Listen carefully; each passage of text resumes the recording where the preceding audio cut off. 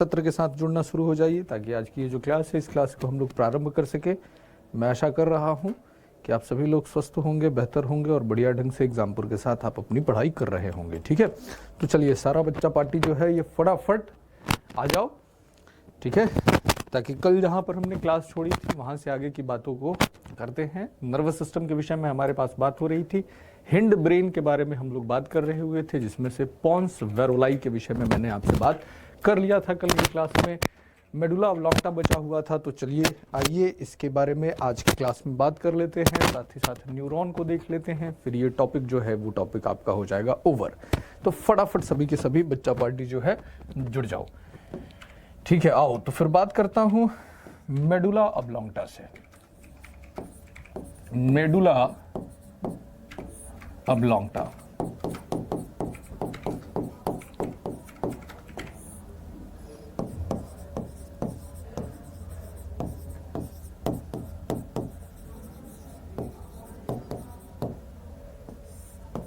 ठीक है, देखिए यस, बहुत ही प्रमुख भाग है ब्रेन का। ठीक है, यहां पर देखिए ये जो मेडुला ऑब्लोंगटा होता है बाबू, इससे पूछा जाता है कि इसकी संरचना कैसी होती है। तो ध्यान में रखा कीजिए कि ये बेलनाकार संरचना होती है, सिलिंड्रिकल शेप होती है इसकी संरचना, और ये पीछे किससे जुड़ा हुआ रहता है, मेरुरज्जु से जुड़ा हुआ होता है। तो ध्यान में रखा कीजिए, सबसे पहले ये एक बार पूछा गया हुआ था कि इसकी संरचना कैसी होती है, तो यह एक बेलनाकार संरचना होती है। ध्यान रखिए, यह एक बेलनाकार संरचना होती है, बेलनाकार संरचना होती है, संरचना होती है जो पीछे की ओर मेरुरज्जु से जुड़ती है,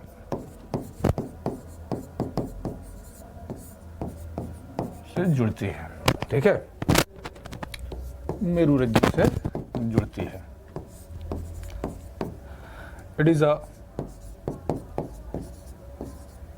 cylindrical shape structure, cylindrical shape structure which is connected from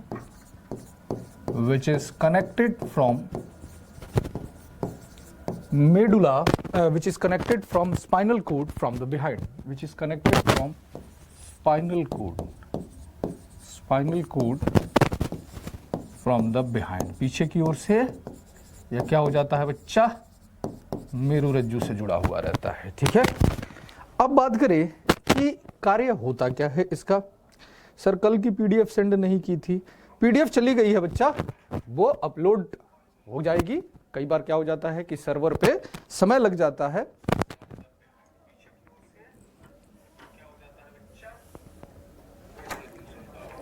तो यहां पर ध्यान में ये रखा कीजिए कि वो जो है सर्वर पे है, आप लोगों को दिखना शुरू हो जाएगा, शाम तक दिखना शुरू हो जाएगा। कई बार थोड़ा बहुत क्या हो जाता है, लेट हो जाता है, बेफिक्र रहिए, आप सबका अपना पीडीएफ मिल जाएगा, बेफिक्र रहिए। ठीक है बच्चा, चलिए अब यहां पर देखिए बात करें कि मुख्य रूप से कार्य क्या होता है मेडुला ऑब्लोंगटा का। तो आप जानते हैं कि जो नर्व होती है बच्चे, वो नर्व क्या हो जाती है कि इलेक्ट्रिकल इंपल्सेस के रूप में सूचनाओं को क्या करती है, ग्रहण करती है।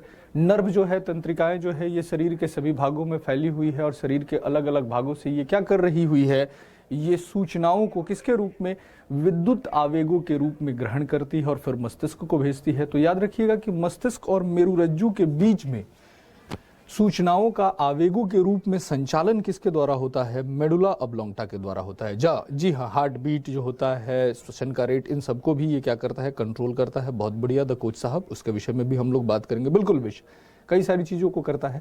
सबसे पहले मुख्य रूप से हमने क्या कहा कि जो हमारे मस्तिष्क और मेरुरज्जु के बीच आवेगों का संचालन जो होता है, ठीक है, ये मेडुला के द्वारा होता है। तो ध्यान में रखिएगा, मेडुला द्वारा, दूसरा देखिए बच्चा पॉइंट इसका, मेडुला द्वारा आवेगों का संचालन।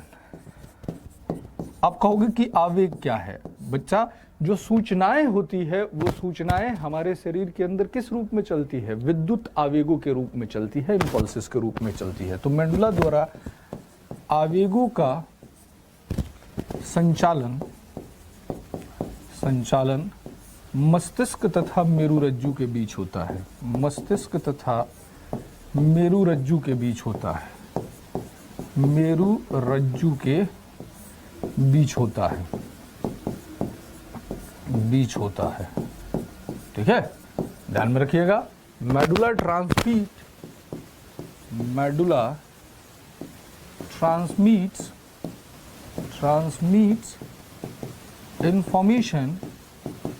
information between our brain and spinal cord। तो ब्रेन और स्पाइनल कोड के बीच में जो सूचनाएं होती है, इन सूचनाओं का आवेगों के रूप में जो होता है संचालन किसके द्वारा हो जाता है? मेडुला के द्वारा होता है। अरे साकेत मिश्रा जी, मैंने वेन्स लीव नहीं करवाया था बच्चा। मैंने कहा हुआ था कि आर्टरी का जो होता है अपोजिट वेन्स होता है, तो आप लोग अपने से कर सकते हो। लीव नहीं करवाया था बच्चा। साकेत मिश्रा जी ध्यान से उस क्लास को देखिएगा। अब जैसे आर्टरीज को कहा हुआ था कि ये मोटी तथा लचीली होती है, तो वेन्स को क्या कहोगे? ये कम मोटी तथा कम लचीली होती है। आर्टरीज को कहा था कि शरीर के अंदर गहराई में पाई जाती है, तो वेन्स को क्या कहोगे? कि शरीर के ऊपरी सतह में पाई जाती है। आर्टरीज में जो होता है आपके पास कपाट जो होते हैं, वाल्व्स जो होते हैं, वो नहीं पाए जाते हैं। वेन्स में जो होता है वो कपाट पाए जाते हैं। तो बिल्कुल आर्टरीज का उल्टा है, इसलिए कहा था आप लोग कर लोगे। उसको छुड़वाया नहीं है बच्चे, ठीक है? ध्यान से देख लेना, फिर भी ना हो तो मुझे बता देना, है कि नहीं? कितने क्वेश्चन आते हैं इस चैप्टर से? भाई कृष्ण शर्मा जी, कोई चैप्टर वाइज आपका सिलेबस के अंतर्गत नहीं है कि कोई चैप्टर वाइज क्वेश्चन का डिस्ट्रीब्यूशन नहीं है। टोटल बायोलॉजी से 10 से 12 क्वेश्चन आते हैं। 40 नंबर की बायोलॉजी आती है एनडीए के अंदर। ऐसा कोई फिक्स नहीं किया गया है कि इस चैप्टर से इतने क्वेश्चन आएंगे, इस चैप्टर से इतने क्वेश्चन आएंगे। तो ओवरऑल सिलेबस से कहीं से वो 10-12 प्रश्न निकाल लेगा, ठीक है भाई? चलिए, अब हमने क्या कहा कि और इसके द्वारा देखिए क्या क्या चीजें की जा रही हुई है। तो आपकी जो हार्ट बीट होती है, ध्यान में रखा कीजिए, आपकी जो हार्ट बीट होती है, आपका जो ब्लड प्रेशर होता है, आपकी जो ब्रीदिंग रेट होती है, इन सब का जो होता है नियंत्रण किसके द्वारा किया जाता है? मेडुला के द्वारा।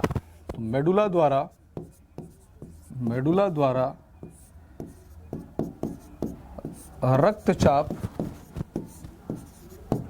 रक्तचाप या रक्तदाब,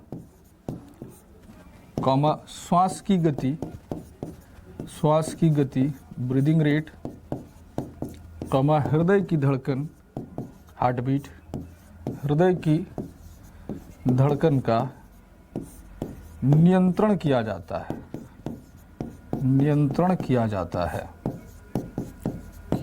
है। ठीक है? It control.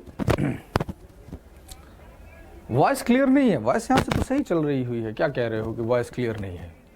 ठीक है, वॉइस क्लियर नहीं है। देखिएगा अनुज जी, जरा चेक कीजिएगा कहाँ वॉइस में क्या प्रॉब्लम आ रही है, जरा चेक कीजिएगा साहब। चलिए, एडिटर महोदय को कह दिया है, वो चेक कर रहे हैं, आप लोग नोट कर लीजिएगा। Medulla control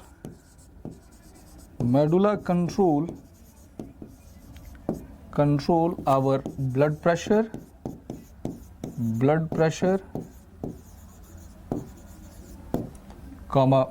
breathing rate,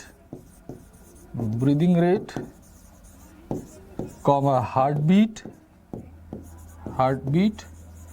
etcetera. तो इन सब का कंट्रोल भी किसके द्वारा हो जाता है बच्चा पार्टी? इसके द्वारा भी हो जाता है, मेडुला के द्वारा हो जाता है। ठीक है, मेडुला के द्वारा हो जाता है।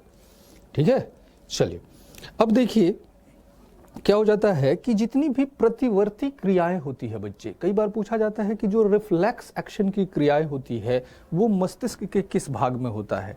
रिफ्लेक्स एक्शन का तात्पर्य क्या है? ठीक है, रिफ्लेक्स एक्शन जो होता है बच्चे, उसमें क्या हो जाता है, जैसे कि उल्टी, ठीक है भैया, उल्टी करना या फिर खांसना या फिर छींकना या फिर जो आपके पास पाचक रस है, उन सभी पाचक रस का स्त्रावन, तो ये सारी क्रियाओं का भी नियंत्रण कौन करता है?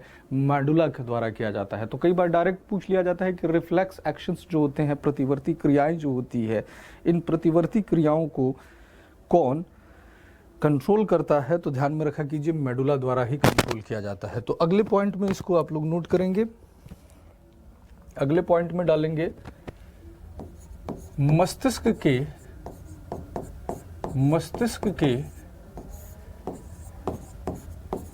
इसी भाग द्वारा विभिन्न प्रतिवर्ती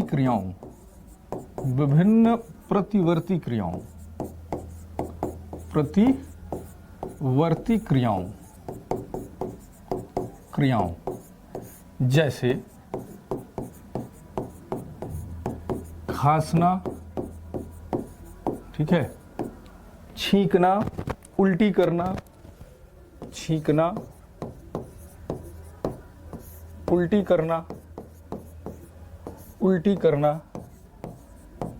कॉमा पाचक रसों का स्त्रावन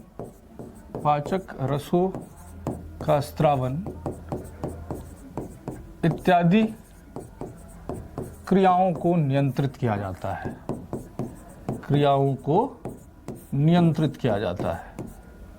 ठीक है साथी, इत्यादि क्रियाओं को नियंत्रित किया जाता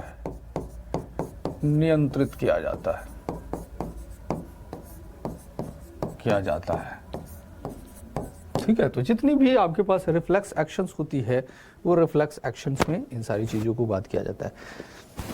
हमारे दिमाग में याद है यह किस भाग में इकट्ठा होते हैं, विश बताया तो था, सेरिब्रम के अंदर बताया था कि नहीं, बुद्धि और चतुराई का केंद्र होता है जो सोचने समझने, चीजों को याद रखने, घृणा, प्रेम, अनुभव, इन सभी प्रक्रियाओं को नियंत्रण करता है। तो यह किसका भाग है? सेरिब्रम का भाग है, जो मेमोरी की बात आप कर रहे हैं, ठीक है, ये सेरिब्रम के अंदर होती है। विश मैंने आपके प्रश्न का जवाब दे दिया है, ठीक है बच्चा, प्रमस्तिष्क के अंदर हो जाती है, ठीक है। तो this part of our brain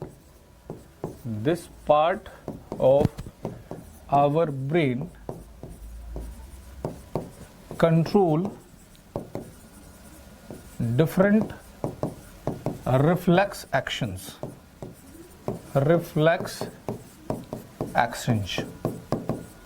like coughing,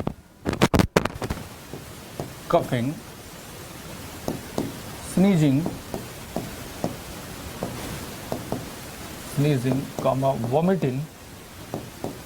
vomiting, secretion of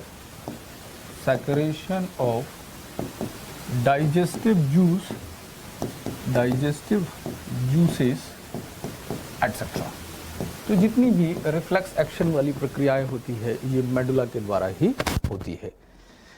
sir question किस टाइप से आते हैं? हम क्वेश्चन का प्रैक्टिस भी तो इसका करेंगे चैप्टर के बाद, तो आपको और ज़्यादा क्लियर हो जाएगा ऋतुराज वर्मा जी। बाकी मैं बताता हूँ कि कोई भी कार्य उठाकर आपसे पूछ लिया जाएगा, जैसे आपसे मान के चल लीजिए फिलहाल मैंने ये पॉइंट लिखा है तो इसी पॉइंट से क्वेश्चन बना देता हूँ कि पाचक रसों का स्त्रावन का नियंत्रण जो होता है, सेक्रेशन ऑफ जो डाइजेस्टिव जूस होता है, मस्तिष्क के किस भाग से होता है, सांस लेने की दर का कंट्रोल, रक्तचाप का नियंत्रण मस्तिष्क के किस भाग से होता है, तो मेडुला से हो गया। आ रही है बात समझ में?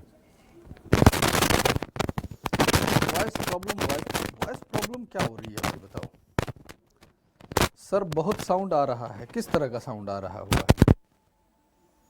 देखिए भाई अनुज जी, बार बार वॉइस बिगड़ जाती है, क्या बात है?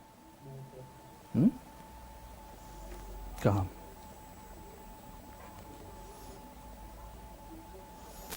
एफएम जैसी आवाज आ रही है। अच्छा भाई, चलिए कोई बात नहीं है, चलिए चेक करते हैं, यहीं लगा के देखते हैं।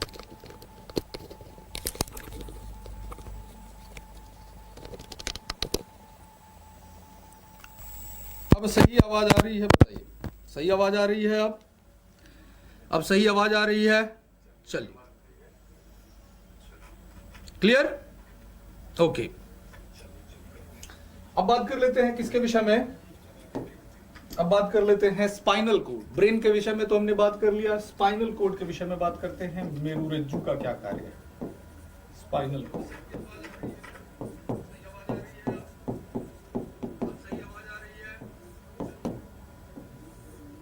मेरुरज्जु को समझिए।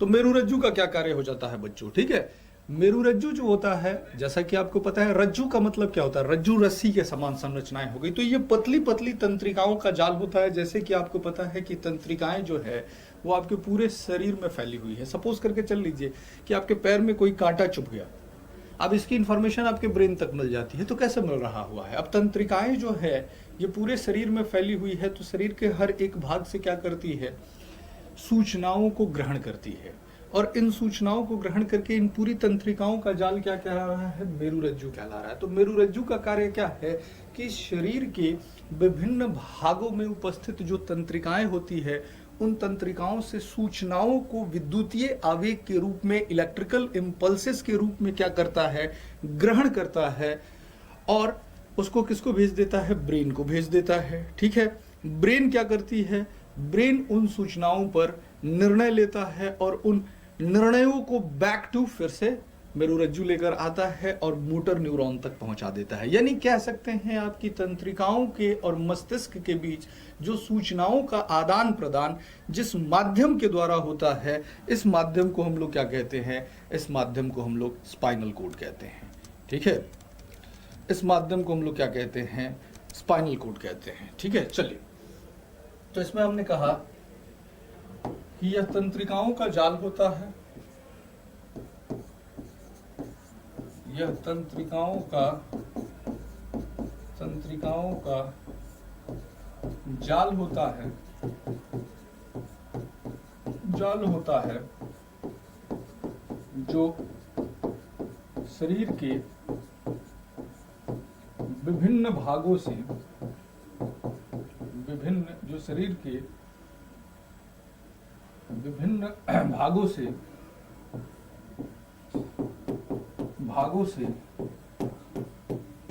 सूचनाओं को,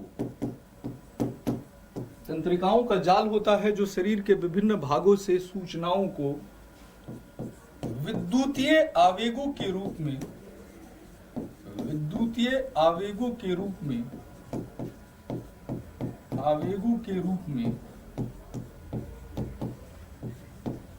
ग्रहण करता है तथा उसे मस्तिष्क तक संप्रेषित करता है, भेजता है, मस्तिष्क तक संप्रेषित करता है, भेजता है। ठीक है, संप्रेषित करता है। पुनः उन सूचनाओं पर मस्तिष्क द्वारा लिए गए निर्णयों को, जो भी डिसीजन ले रहा है ब्रेन, निर्णयों को तंत्रिकाओं तक संप्रेषित करता है। यानी टू वे कम्युनिकेशन कर रहा है, टू वे, दोनों तरफ निर्णयों को तंत्रिकाओं तक भेजता है या संप्रेषित करता है, भेजता है। ठीक है, तो ये क्या कर रहा है, ये साथियों टू वे कम्युनिकेशन कर रहा है। ठीक है, टू वे कम्युनिकेशन कर रहा है। ठीक है, क्लियर। चलिए, तो यहां पर ध्यान में रखा कीजिए कि दोनों वे में जो हो रहा हुआ है ये सूचनाओं को कवर अप कर रहा हुआ है। तो मैंने आपसे क्या कहा इसके विषय में, फटाफट इसको नोट कर लेते हैं हम लोग। हमने कहा it is a wave of, wave का मतलब क्या हो गया, जाल। It is a wave of nerve cells which collect informations from different nerves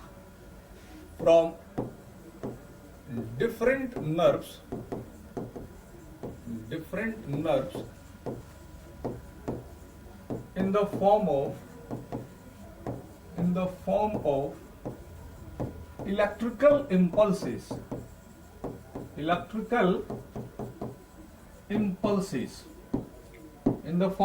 electrical impulses and send it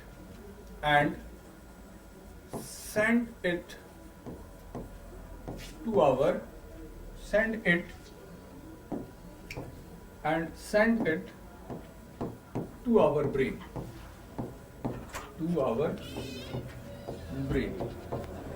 ठीक है, ब्रेन तक सेंड कर रहा है, and the decisions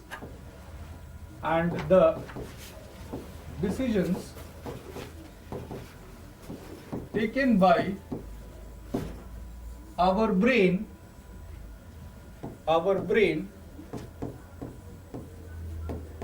on the basis of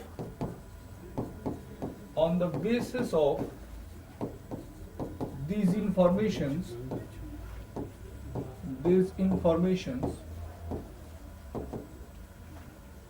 transmitted back to nerve cell by the spinal cord. तो two way communication कर रहा है साथियों। ये क्या कर रहा था, ये मस्तिष्क से विभिन्न सूचनाओं को इलेक्ट्रिकल इंपल्सेस के रूप में ग्रहण किया। किसको भेजा, आपके ब्रेन को भेजा। ब्रेन ने उस पर डिसीजन मेकिंग की, उस डिसीजन मेकिंग को इसने क्या किया, फिर से नर्व तक भेजा। ठीक है, चलो बैक स्लाइड को देख लो, कोई दिक्कत नहीं है। बैक स्लाइड की बात कर लेते हैं एक बार। ये देखिए, हिंदी में बैक स्लाइड में लिख दिया हूं कि तंत्रिकाओं का जाल होता है जो शरीर के विभिन्न भागों से सूचनाओं को विद्युतीय आवेगों के रूप में ग्रहण करता है तथा उसे मस्तिष्क तक संप्रेषित करता है। पुनः उन सूचनाओं पर मस्तिष्क द्वारा लिए गए निर्णयों को तंत्रिकाओं तक भेजता है। क्लियर? चलिए, तो यहां पर ये बात आप लोगों के समझ में आ गई, स्पाइनल कॉर्ड का फंक्शन क्या हुआ है। तो अब मैं आपसे बात करूंगा तंत्रिका उत्तक के विषय में, यानी कि न्यूरॉन के विषय में। तो फटाफट ये काम हो गया हुआ हो तो आगे बढ़ते हैं हम लोग। ठीक है, reflex action first known by Marshall Hall. हाँ ठीक है, बिल्कुल कोच जी, ये बात भी आपकी सही बात है। चलिए, सर जी हमें करंट क्यों लगती है? अरे मेरे भाई, इस सवाल का मस्तिष्क से क्या लेना देना है? फिर भी आपको क्या पता है, आप विद्युत के सुचालक हो कि कुचालक हो, आपका शरीर 70% किसका बना हुआ है? शरीर 70% जो बना हुआ है वो बना हुआ है जल का। आपके पूरे शरीर में जल है, साथ ही ये जल कैसा है? लवणीय जल है ना, साल्टी होता है, साल्ट की मात्रा होती है आपके शरीर के अंदर। और सॉल्टी वाटर कैसा होता है? गुड कंडक्टर ऑफ इलेक्ट्रिसिटी होता है। अब तक ये भी बात आपको पता नहीं है, तो करंट लगेगा नहीं भाई मेरे। बताओ, ऐसे ऐसे सूचनाएं पूछते हो मेरे से, थोड़ा सा दिमाग लगाया करो आप सभी लोग। है कि नहीं भैया? यूपीएससी के पेपर के लिए तैयारी कर रहे हो, कैसे काम चलेगा बच्चा पार्टी। चलो, अगली चीज जो आप लोगों को देखना है, ये क्या देखना है? तंत्रिका उत्तक। भाई मेरे,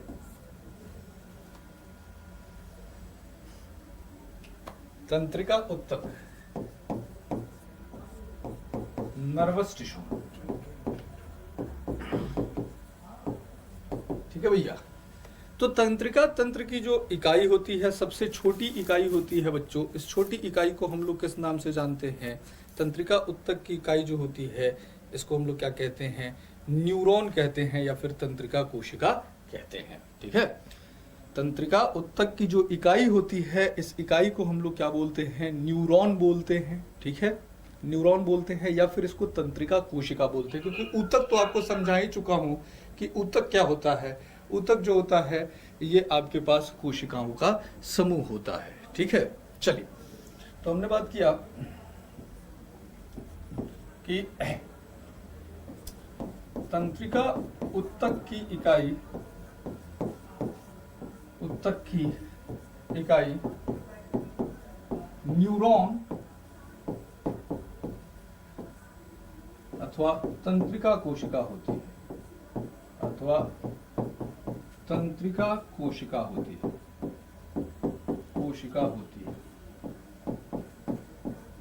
ठीक है। The unit of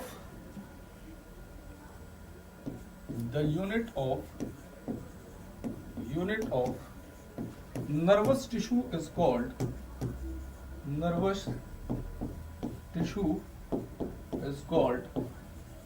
neuron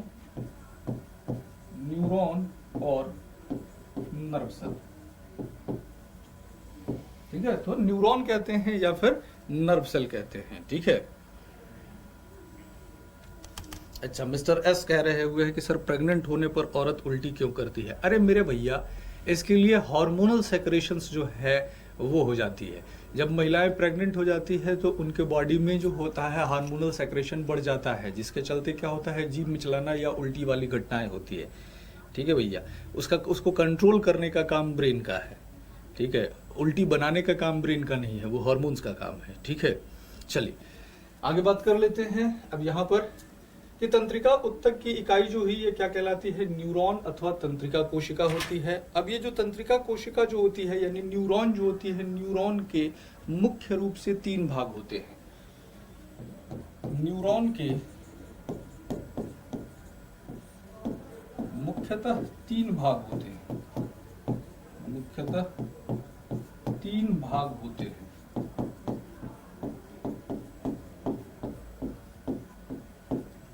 There are 3 parts of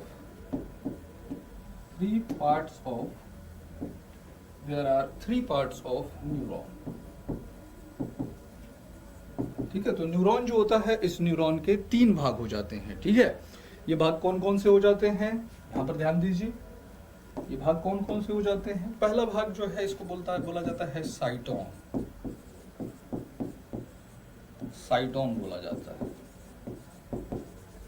क्या कहलाता है? साइटोन कहलाता है। दूसरा भाग जो होता है, इस दूसरे भाग को हम लोग बोलते हैं डेंड्रन। क्या बोलते हैं? दूसरे भाग को बोलते हैं डेंड्रन। डेंड्रन बोलते हैं। और तीसरा भाग जो होता है इसको एक्सॉन बोला जाता है। एक्सॉन बोला जाता है। तो ये 3 भाग हो जाते हैं किसके? आपके न्यूरॉन के, साइटोन, डेंड्रॉन और एक्सॉन। ठीक है, ठीक है, क्लियर? चलिए, तो यहां पर 3 भाग हो जाते हैं। जरा देखिए, इसमें से बहुत सारे लोग जो है इनके दिमाग में तरह तरह के रोचक सवाल आ रहे हुए हैं। जरा इन लोगों को फटाक से देखिए। जिसका उल्टा कमेंट आता है, जो विषय वस्तु से हट के कमेंट कर रहा है, इसको ब्लॉक कीजिए और परमानेंटली ब्लॉक कीजिए। ये फोन करेंगे, इसके बाद इनको सूचना दी जाएगी कि इनको क्यों ब्लॉक किया गया। तो जिसको दिखाई देता है आपको कि जो उल्टा कमेंट कर रहा है, ब्लॉक कीजिए बिना पूछे। ठीक है, फटाफट सभी चैट पे आप ध्यान रखिए और जो कर रहे हैं इनको ब्लॉक कीजिए और टेम्पररी मत कीजिए, परमानेंट ब्लॉक कीजिए। चलिए, तो यहां पर हमने बात किया कि इसके कौन से हैं, साइटोन, डेंड्रॉन और एक्सॉन। इसको समझते हैं बच्चों कि साइटोन, डेंड्रॉन और एक्सॉन ये जो अलग अलग चीजें हो जाते हैं, इसका क्या फंक्शन हो जाता है। ठीक है, चलिए यहां पर मैं थोड़ा सा आप लोगों को और क्लियर करने के लिए न्यूरॉन जो है, इस न्यूरॉन का स्ट्रक्चर बनाता हूं और फिर आप लोग समझिएगा इसको। न्यूरॉन के स्ट्रक्चर को थोड़ा सा 2 मिनट का आप लोग मेरे को समय देंगे। पहले इसके स्ट्रक्चर को हम लोग बना लेते हैं।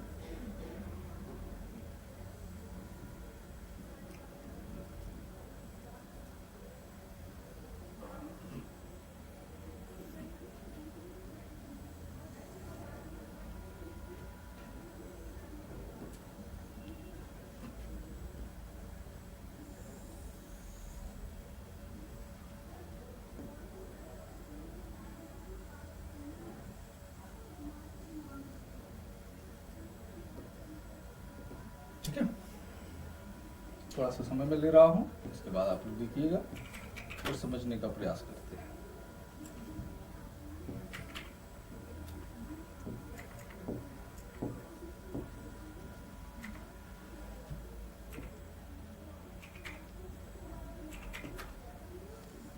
ये न्यूरॉन तंत्रिका तंत्र की जो इकाई होती है, इसका स्ट्रक्चर मैं आप लोगों के लिए बना रहा हूं, जिससे आप समझ पाएंगे कि किस तरीके से सूचनाएं जो होती है, इन सूचनाओं का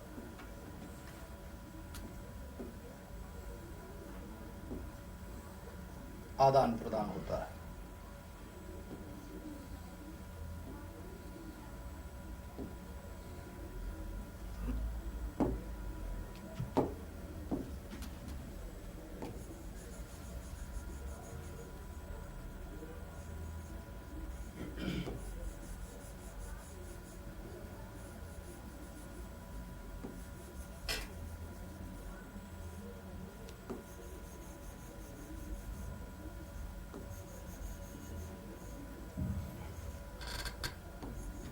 एक बार इसके फिगर को कंप्लीट कर लेते हैं, फिर इसके अलग अलग पार्ट्स को हम लोग देखेंगे और इनके फंक्शनों का समझने का प्रयास करेंगे।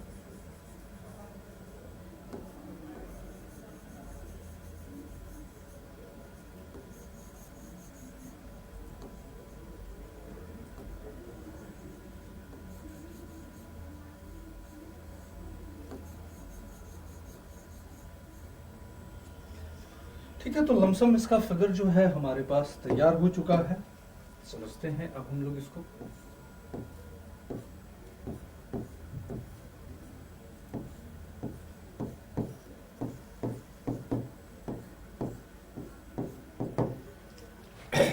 ये देखिए, सबसे पहले इस वाले भाग पर आप ध्यान दीजिए। ठीक है, सबसे पहले आप सबसे ऊपर वाले भाग पर ध्यान दीजिए। ये वाला भाग जो है, इस वाले भाग को हम लोग किस नाम से जानते हैं? इसको हम लोग साइटोन के नाम से जानते हैं। ये क्या कहलाता है? साइटोन कहलाता है। साइटोन कहलाता है।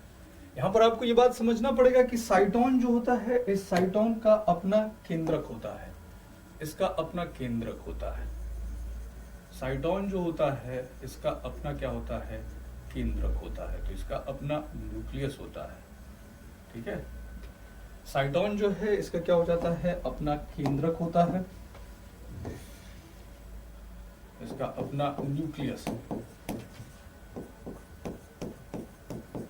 साथ ही साथ क्या हो जाता है कि ये जो इसका अपना केंद्रक होता है और अपना कोशिका द्रव्य हो जाता है। ठीक है, क्या होता है? इसका अपना कोशिका द्रव्य होता है। देखिए, इसका जो होता है ये अपना कोशिका द्रव्य होता है। साइटोन जो हो जाता है, इसका अपना कोशिका द्रव्य होता है। इसका अपना साइटोप्लाज्म होता है। तो इसका अपना केंद्रक भी हो गया, साथ ही साथ क्या हो गया? कोशिका द्रव्य भी हो गया। कोशिका द्रव्य भी इसका अपना होता है, साइटोप्लाज्म भी होता है। साथ ही साथ ये जो आपके पास साइटोन होता है, आपके पास जो साइटोन होता है बच्चों, इस साइटोन के अंदर क्या हो जाता है? इस साइटोन के अंदर अपना, हाँ, इसका अपना केंद्रक पाया जाता है गोलू कुमार जी, अपना कोशिका द्रव्य पाया जाता है। साथ ही साथ क्या है? इसके अंदर कुछ प्रोटीन युक्त रंगीन कण पाए जाते हैं। कुछ प्रोटीन युक्त रंगीन कण पाए जाते हैं जिनको नेसेल्स कण कहा जाता है। ये आपके पेपर में पूछा गया सवाल है, तो ध्यान में रखिए। इसमें कुछ प्रोटीन युक्त रंगीन कण पाए जाते हैं। अलग अलग कलर से आप इसको दिखा सकते हैं। प्रोटीन युक्त इसमें कुछ रंगीन कण इस तरह के पाए जाते हैं, और ये जो प्रोटीन युक्त इसमें रंगीन कण पाए जाते हैं, इन रंगीन कण को हम लोग क्या कहते हैं? निसेल्स कण कहते हैं। याद रखिएगा, क्या बोला जाता है? निसेल्स कण कहा जाता है। निसेल्स कण कहा जाता है।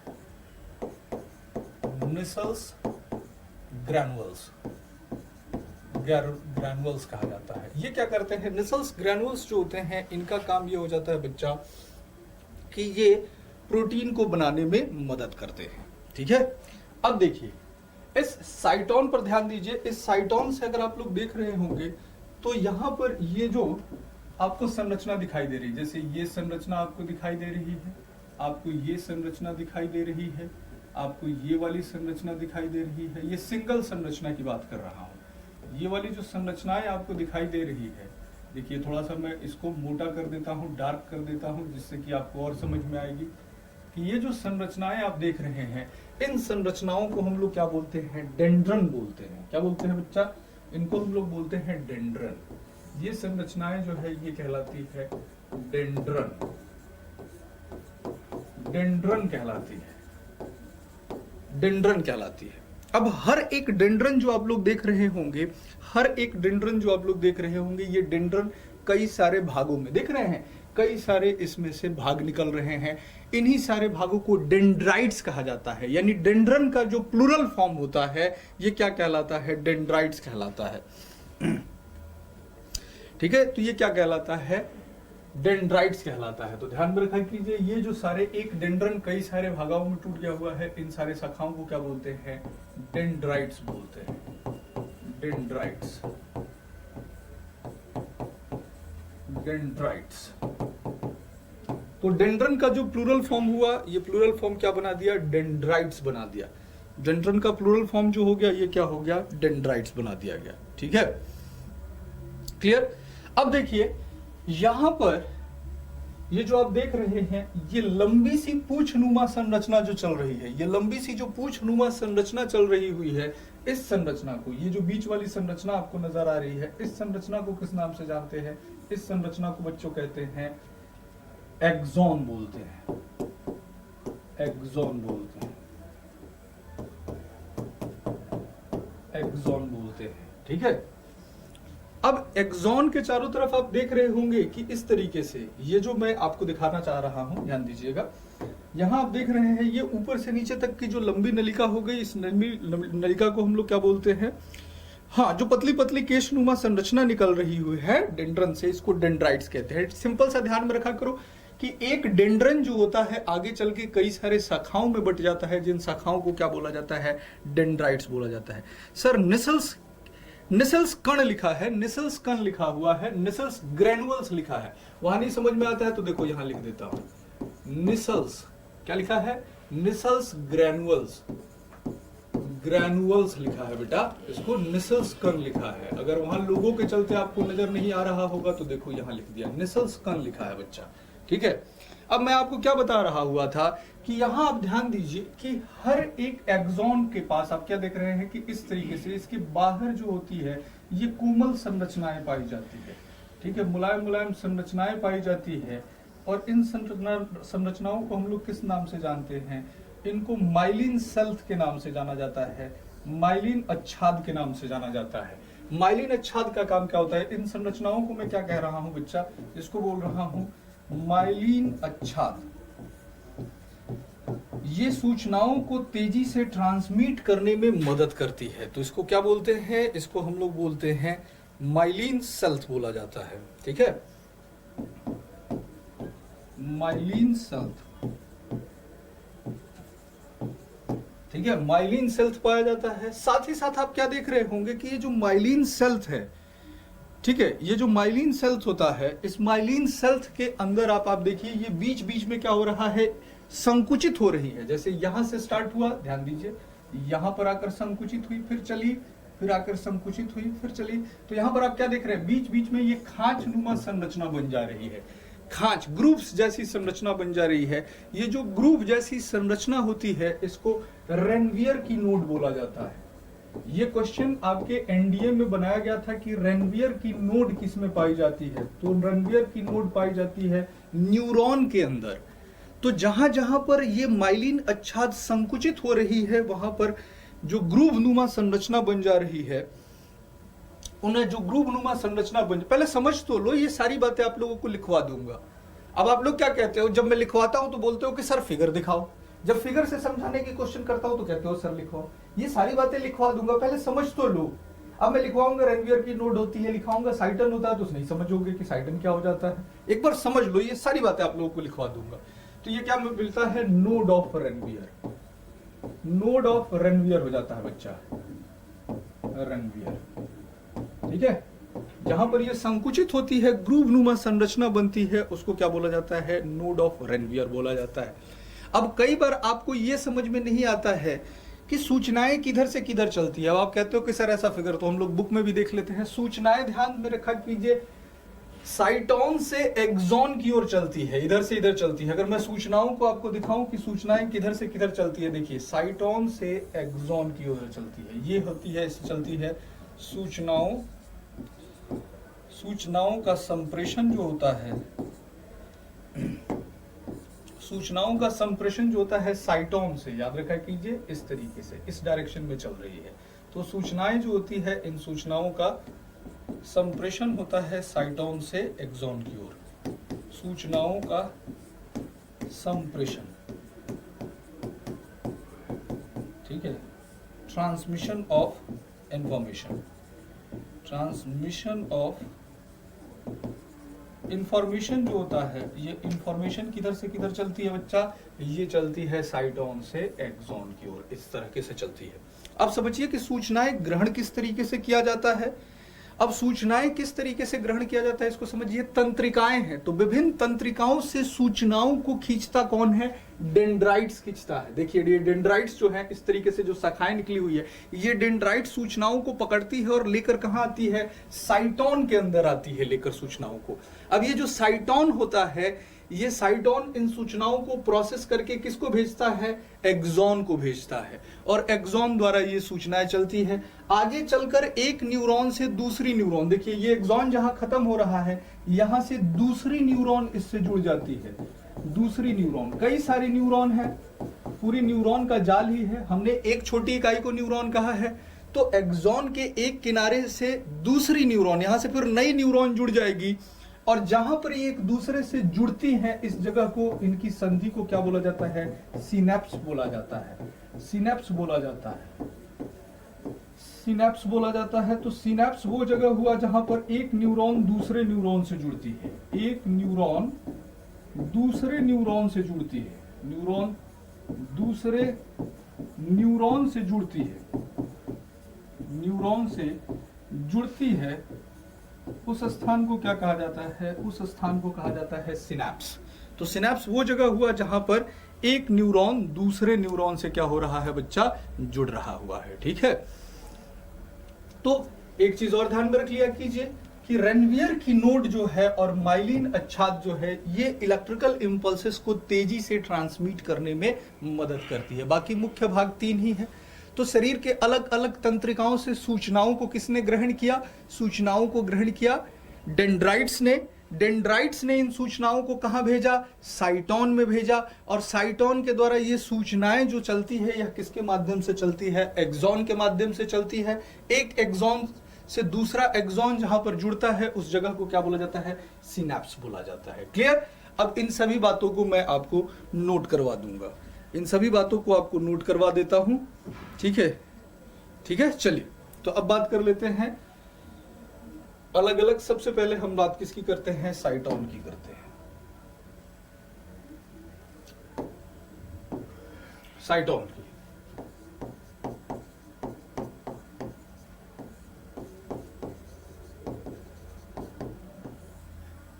साइटोन के विषय में बात कर लेते हैं कि साइटोन क्या हो गया। तो हमने कहा यह तंत्रिका कोशिका का मुख्य भाग होता है। यह तंत्रिका कोशिका का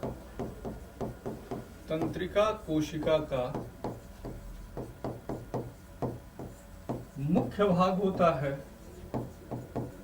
मुख्य भाग होता है जिसका अपना केंद्रक तथा कोशिका द्रव्य पाया जाता है। जिसका अपना केंद्रक तथा कोशिका द्रव्य पाया जाता है।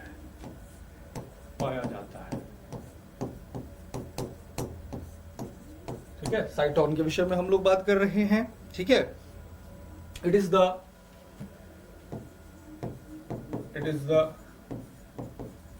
main part of nervous या nerve cell. It has its own nucleus. It has its own nucleus and cytoplasm. तो इसका अपना केंद्रक और कोशिका द्रव्य जो होता है वह पाया जाता है। अब क्या बताया था? इसके कोशिका द्रव्य में अनेक प्रोटीन युक्त रंगीन पदार्थ पाए जाते हैं, जिनको क्या कहा जाता है? निसल्सकन पाया जाता है, जिनको निसल्सकन्स कहा जाता है। ठीक है, इसके कोशिका द्रव्य में अनेक प्रोटीन युक्त कण पाए जाते हैं,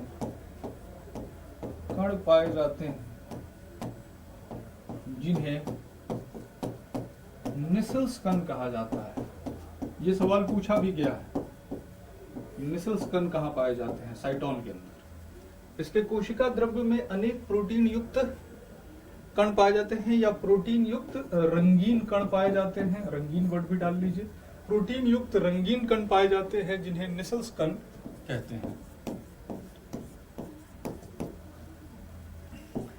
many protein containing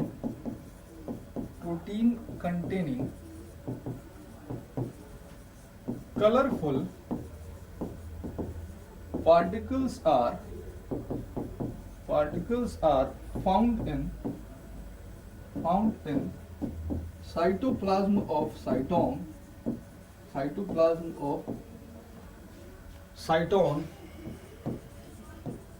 which are called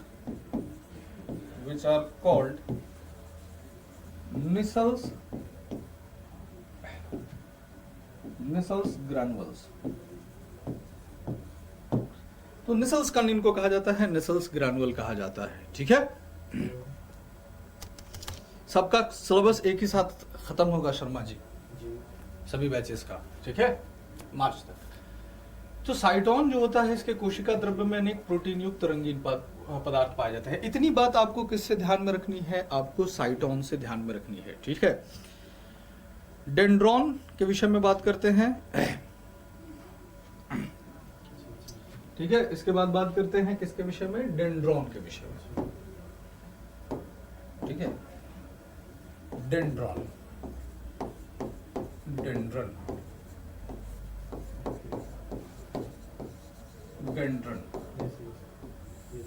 ठीक है, कि डेंड्रन जो है इसका क्या काम है? डेंड्रन जो है या डेंड्रॉन जो है इसका काम क्या है? तो साइटोन से निकले हुए एक या एक से अधिक तंतु को क्या कहते हैं? डेंड्रॉन कहते हैं। साइटोन से निकले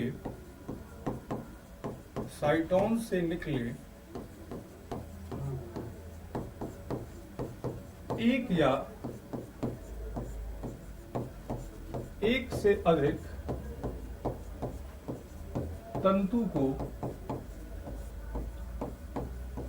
को डेंड्रन कहते हैं। ठीक है, साइटोन से निकले एक या एक से अधिक तंतु को डेंड्रन कहते हैं। डेंड्रन पुनः शाखित होकर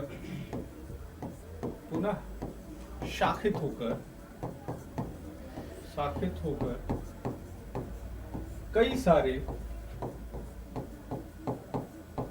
डेंड्राइट्स का निर्माण करते हैं।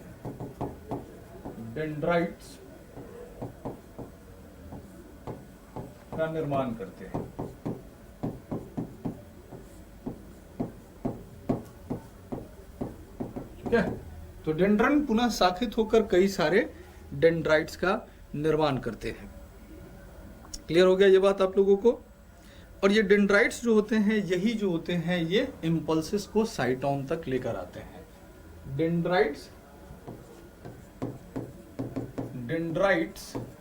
आवेगों को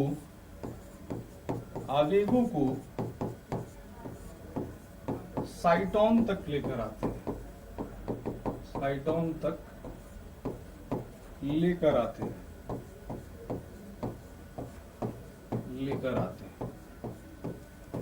ठीक है, the one or more fibrous structure which is originated from cytone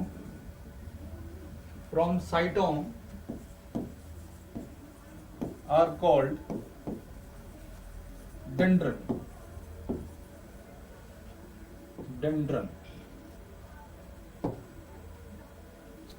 Dendrons divided into many branches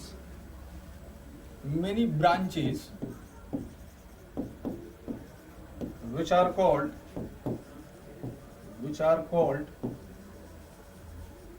dendrites,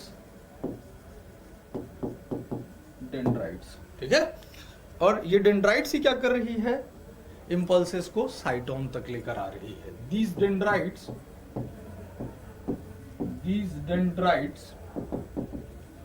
carry the impulses